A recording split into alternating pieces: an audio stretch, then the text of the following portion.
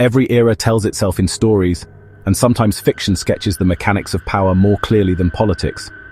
Rowling's Harry Potter and the Order of the Phoenix is one such map. It charts how an anxious authority, terrified of losing control, reshapes institutions until paranoia becomes prophecy. Authoritarian stories begin with denial. When Voldemort returned, Cornelius Fudge's ministry refused to admit it. Denial was paired with smear. The Daily Prophet branded truth-tellers as hysterical, and Harry Potter was dragged before the full Wizengamot in a show trial designed not to seek justice, but to discredit him. At the Department of Justice, February 2025 brought its own version.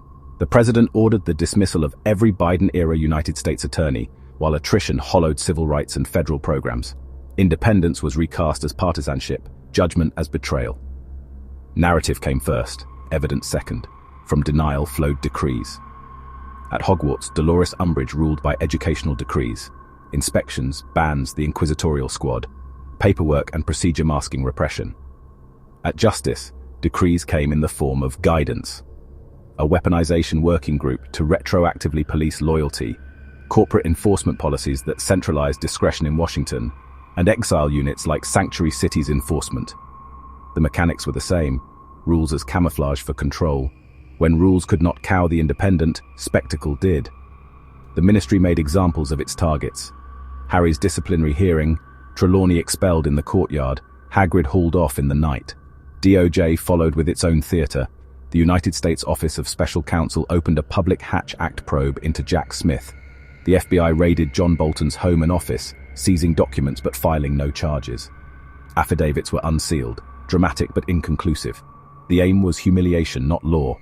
To sustain control, voices themselves had to be throttled. Voldemort's ministry captured the Daily Prophet, banned the Quibbler, and outlawed student groups. In September 2025, the echoes in Washington were unmistakable.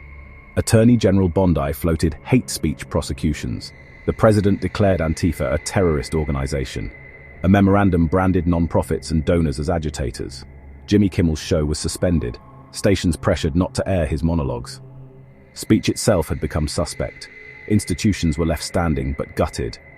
Voldemort kept the ministry's marble facades but purged its auras, cowed its Wizengamot, and installed a puppet minister.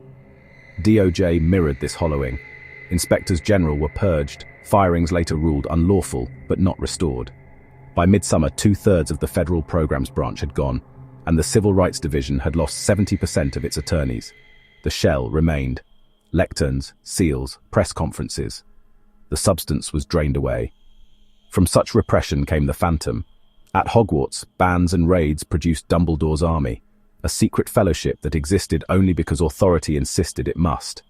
At Justice, resignations, rulings, and whistleblower disclosures were cast as treachery. Forced underground, resistance migrated to encrypted threads, Senate drop boxes, classrooms, and bar panels. To power, these were signs of conspiracy.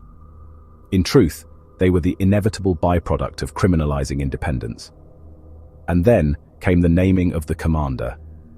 In Rowling's world, it was the moment Dumbledore himself was accused of organizing rebellion. In Washington, September 25 delivered its parallel. James Comey was indicted. Hours later, the president promised there will be others. The phantom enemy had acquired its general. The imagined deep state now stood in flesh as Comey's army, not because it existed all along, but because repression demanded it. So what would a Voldemort presidency look like? Like this.